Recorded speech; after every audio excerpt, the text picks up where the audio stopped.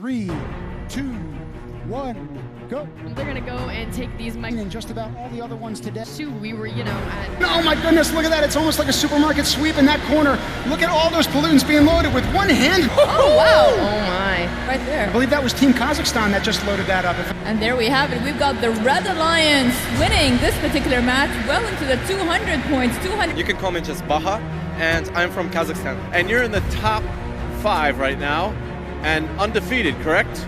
Yes, that's correct. And so we put in the record. So far, you guys are really rocking it. So To say it's Team Kazakhstan that just emptied all of those micropollutants. Now you literally need one robot that comes over with their plow and just to push them into that back process. Recognize the finalist alliances.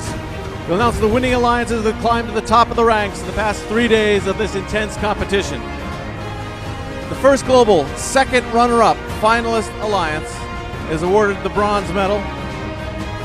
Alliance number 5, Team Kazakhstan.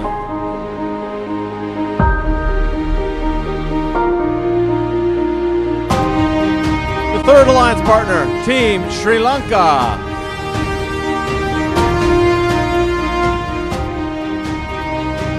And the fourth alliance partner, the United Kingdom.